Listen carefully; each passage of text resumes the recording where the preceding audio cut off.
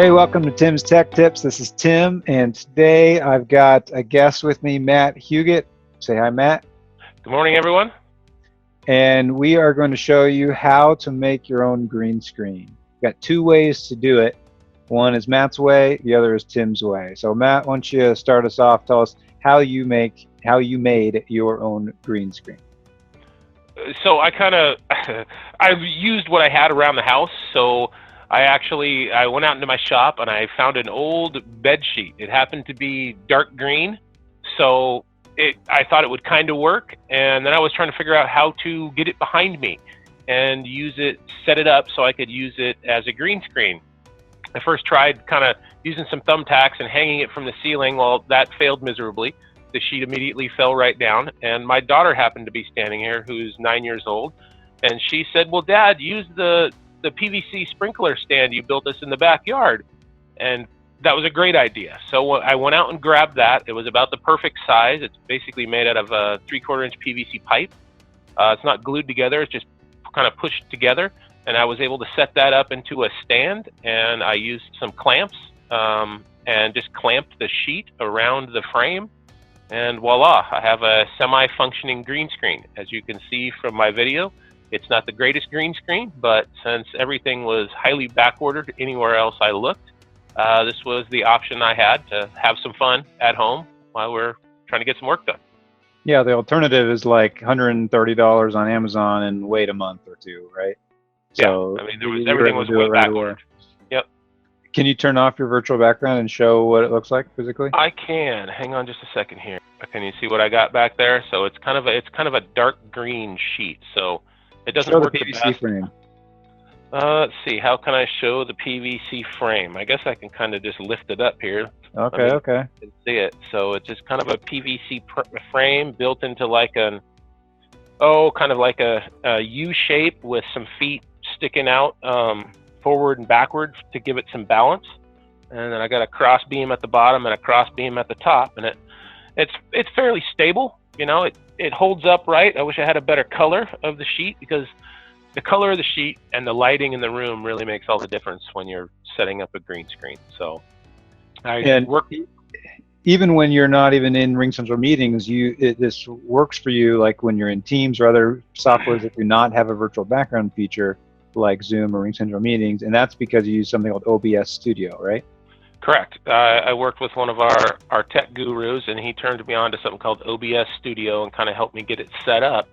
So basically what you do is you add your camera, you add your virtual background into OBS Studio, and then it has what's called a chroma key, where you can kind of adjust the lighting and the background to try to get the right transparency so you have a good background photo and you can see yourself in the video.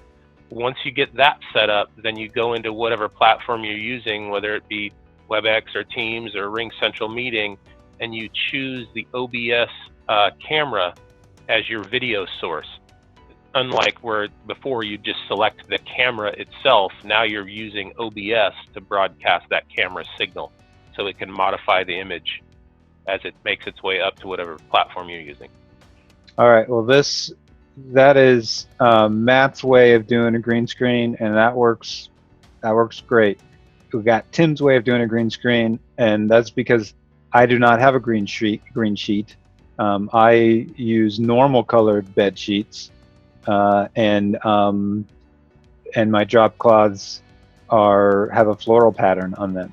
So I don't have any of that stuff, and I can't build anything with PVC. So I'm not very handy. So I bought things, but check this out. So I've got a presentation board, and this is one of those kind of like, Elmer's, I got this at Michael's. This was $5. And it's got you can pick the color. This one is green, and you want to choose the one that's green from the store. And if you bring it up close, you can tell I'm a Tiger King fan. And so there's Joe Exotic and an animal that he's probably going to shoot after this picture was taken. And it's really simple to just buy this, and the color is very consistent. And as long as you have just okay lighting, it'll work great. The other thing, the other component to this is a stand. So I got like an art easel that is supposed to hold kind of a canvas or something like that. And you just set it up behind your chair, and you have to kind of scoot in a little bit, and then you put it holds your stand. So this right here was $15 altogether. I spent $20. I used the promo code 25% off. So hey, maybe you'll spend 25.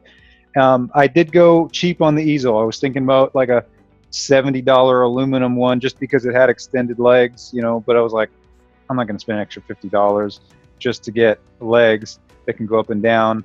I did have to chop off the bottom of these legs to get the height right. It was too high. It was like this, and no matter what, it would cut off the bottom, or it wouldn't show green screen on the bottom. So I cut off the legs about 8 inches. So I guess I'm kind of handy. I used a miter saw for that. So then you just put that right there, and notice how it's just a little bit off in terms of, oh, I should go this direction, and it's going to cover the majority of your background. And Matt, you thought I could use OBS Studio actually to, you know, just limit this so it would just be showing the portion that I'd want to see, correct? Correct. I think in OBS Studio you can actually select on the camera and you can zoom in the view a little bit so it narrows the narrows the view of your camera. So you would be able to set that up behind you and narrow the view of the camera. There are a ton of adjustments in OBS Studio on how you want to set up your picture, the background. So there's Tim. He can barely squeeze in, but he can. I know, it looks like it's real behind me, but it's right here. So that's those are a few tips. You know, of course, if you got $130 to spend on a fancy green screen, that's great. I like that Matt's is free. I like that mine is very easy to collapse and to put away. I can just, you know, go like this and say, oh, no more green screen, see ya, and it's gone. And it folds up nicely, and, you know, for storage and transportation, or if I need to, that sort of thing. So I like that about mine, and it didn't break the bank either. So hopefully one of those two make your own green screen methods works for you, and that you benefited from us showing you how to do that. So have a good one, and thanks for listening.